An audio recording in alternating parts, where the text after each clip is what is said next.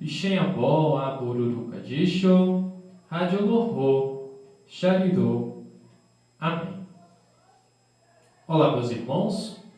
Estou aqui mais uma vez na Capela Síria Ortodoxa Santa Mãe de Deus para estar esclarecendo a dúvida de algum dos meus irmãos no Facebook sobre o universo da ortodoxia.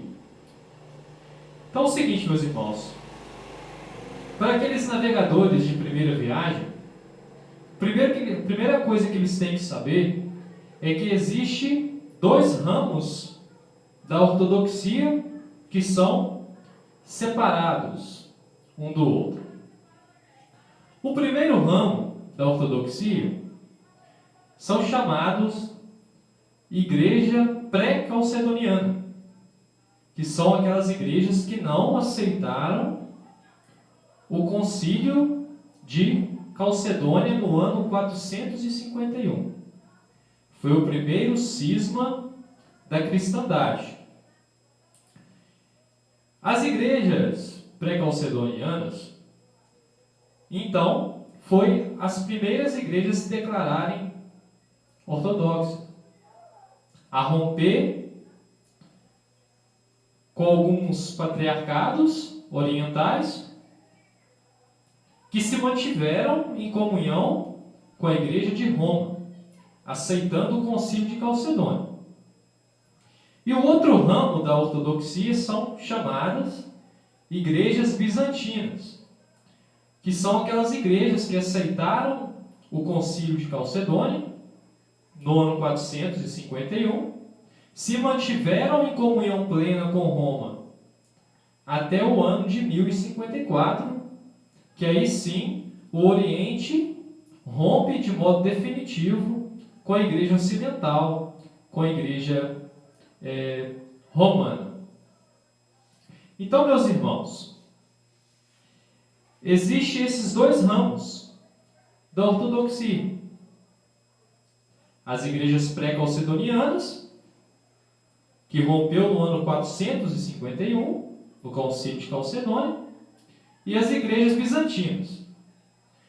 As igrejas pré-calcedonianas é o patriarcado de Antioquia, igreja síria ortodoxa de Antioquia, o patriarcado cópita, que é a igreja de Alexandria, no Egito, o patriarcado armênio, a igreja ortodoxa armênia, e a igreja ortodoxa etíope.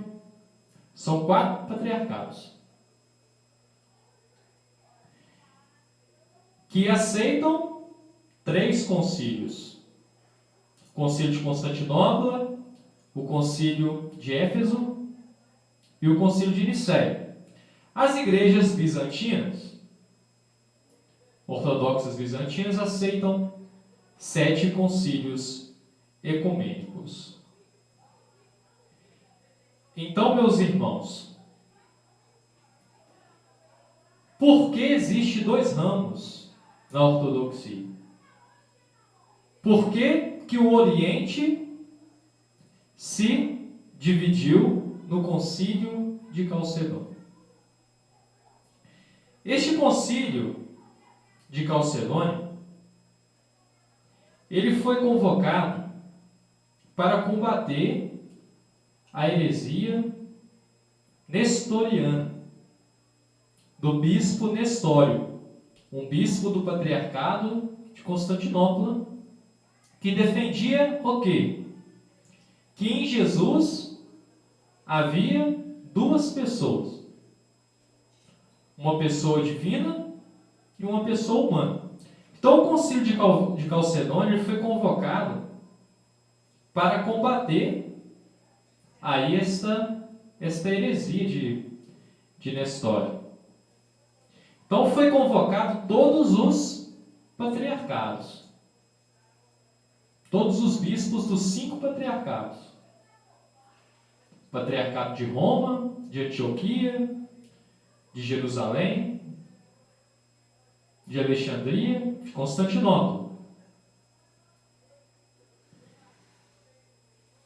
Neste concílio, haveria de condenar a heresia de Nestório e firmar um dogma cristológico sobre o mistério da unidade, da união entre a humanidade e a divindade.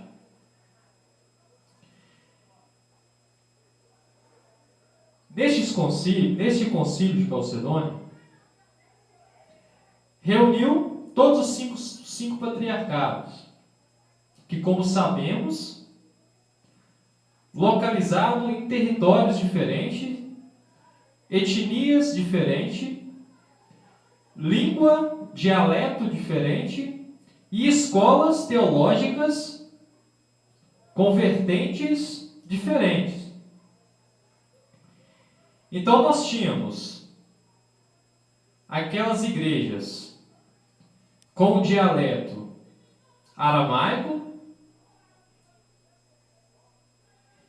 uma outra parcela com o dialeto grego e uma outra parcela ocidental com o dialeto o latim.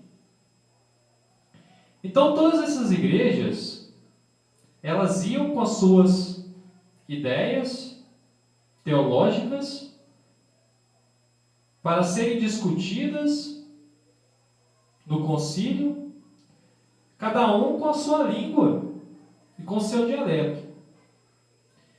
E muitas das vezes surgiam muito mal entendimentos, né? Uma má compreensão por causa desses dialetos diferentes. Então, neste concílio de Calcedônia, os patriarcados de Jerusalém, de Roma e de Constantinopla definiram, condenaram a heresia de Nestório e definiram o quê? Que em Jesus há uma só pessoa, em duas naturezas.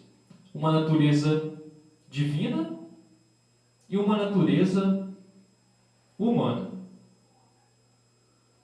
Já o patriarcado de Antioquia e de Alexandria definia que em Jesus havia uma única natureza do Verbo encarnado.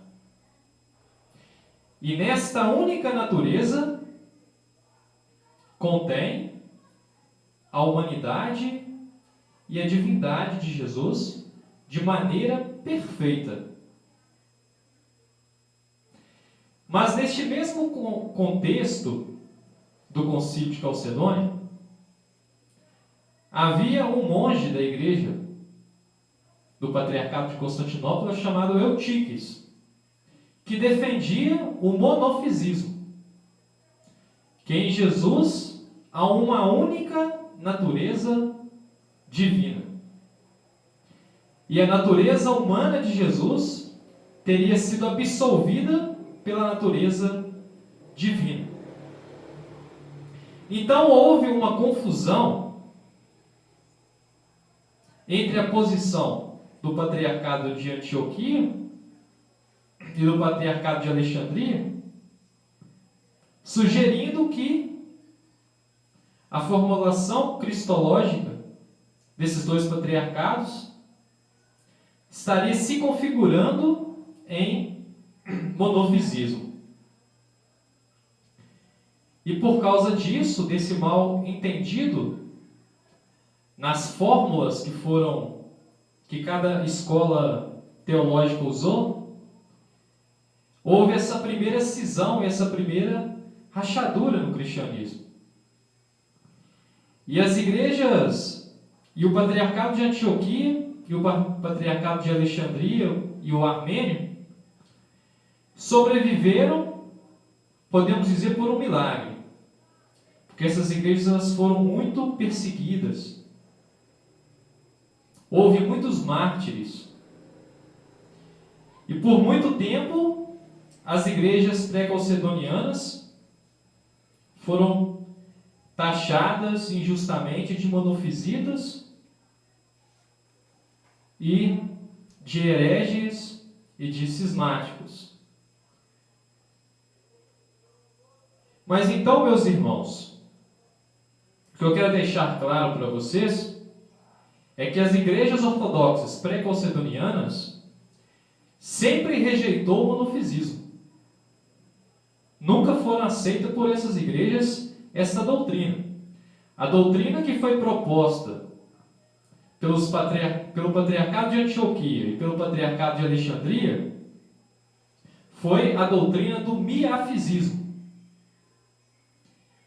que segue a teologia dos santos pais da igreja, e um deles é São Cirilo de Alexandria, que defendia justamente a teologia confirmada em Nicéia, a unidade de Jesus.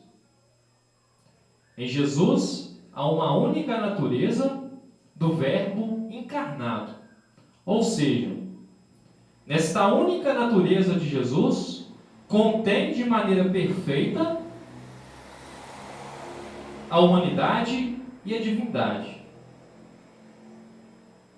sem a absorção da humanidade.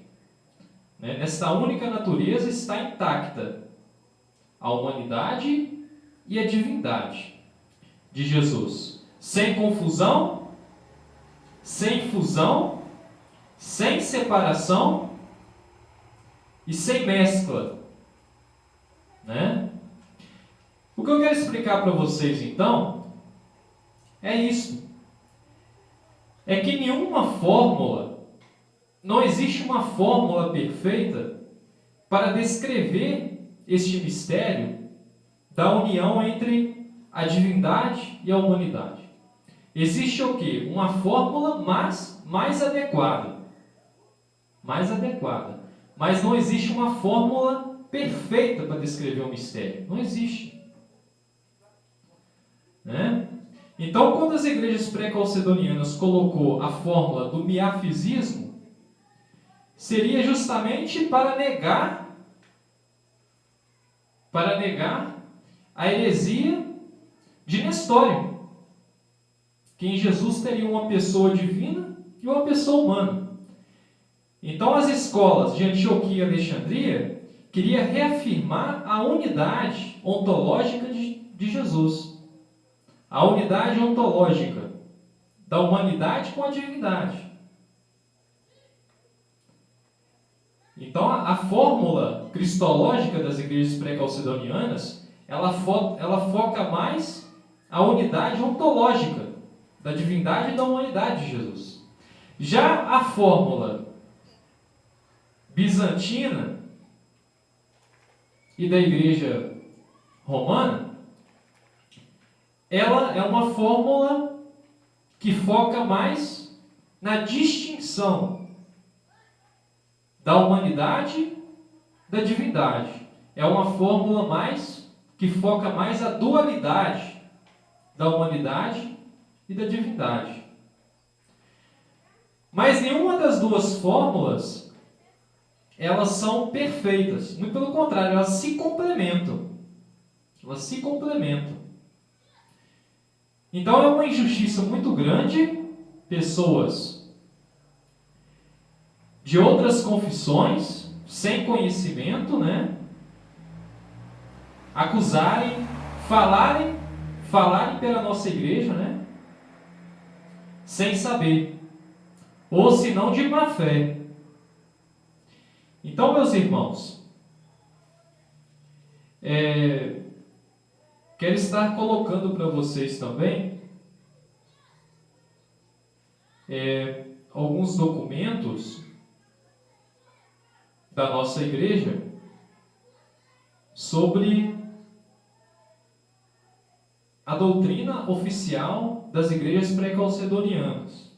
Então, eu quero deixar claro para vocês: a igreja, a profissão de fé cristológica das igrejas pré-calcedonianas não é o monofisismo, é o miafisismo.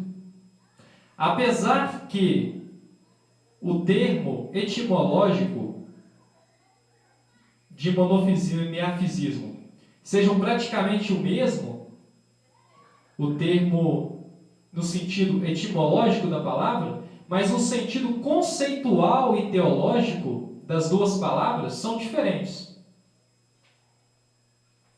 O conceito teológico de miafisismo é uma coisa. O conceito teológico de miafisismo é outra.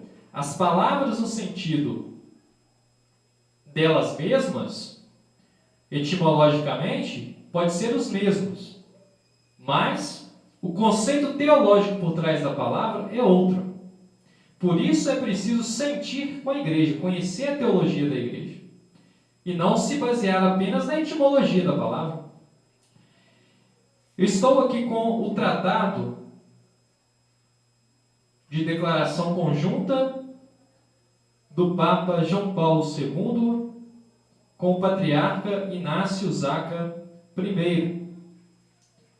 Foi um tratado que foi feito entre a Igreja de Roma, que é uma igreja que aceitou o Concílio de Calcedônia, e a Igreja Síria Ortodoxa de Antioquia. É uma declaração de reconhecimento mútuo dos sacramentos e também um tratado de colaboração mútua entre as duas igrejas irmãs.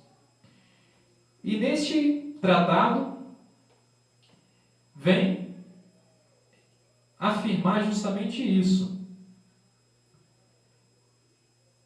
que não existe base para as divisões que ocorreram no Concílio de Calcedônia, que o que houve foi mal entendido das fórmulas e termos linguísticos que foram usados naquele concílio.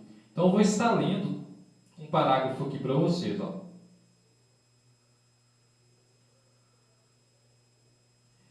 Primeiro, Sua Santidade João Paulo II e Sua Santidade Zaca I.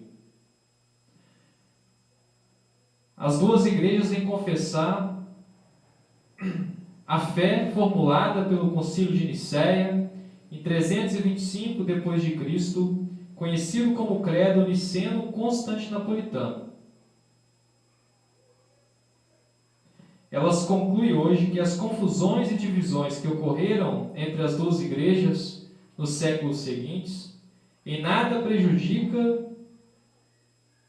o tocar da substância da fé, uma vez que essas confusões e cismas ocorreu apenas por causa das diferenças na terminologia e da cultura e devido a diversas fórmulas adaptadas pelas diferentes escolas teológicas para exprimir o mesmo mistério da fé.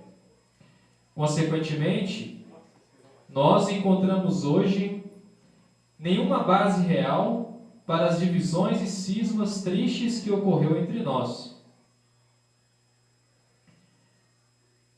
Na palavra e na vida, confessamos que a verdadeira doutrina sobre Cristo, nosso Senhor, apesar das diferenças na interpretação da doutrina que surgiu na época do Concílio de Calcedônia. Por isso, queremos reafirmar solenemente a nossa profissão de fé comum na encarnação de nosso Senhor Jesus Cristo. Então, meus irmãos, é deixado claro nesse tratado, que todos podem ter acesso no site do Vaticano, que a triste divisão que ocorreu neste Concílio de Calcedônia foi por mal entendido nos dialetos que foram usados para expor a doutrina teológica por cada patriarcado. E é deixado claro que a fé entre a fé cristológica entre as igrejas ortodoxas pré-calcedonianas e a fé cristológica das igrejas calcedonianas são a mesma. A mesma fé em comum. Então, este tratado entre o Papa João Paulo II e o Patriarca Inácio Zaca I, ele é muito significativo e deixa muito claro, né, que a doutrina cristológica da igreja pré-calcedoniana é uma doutrina que sempre foi ortodoxa. Que o que nós sofremos foi injustiça, ser chamados injustamente de monofisitas. E tivemos vários mártires por causa disso. E por muito pouco as nossas igrejas não foram dizimadas.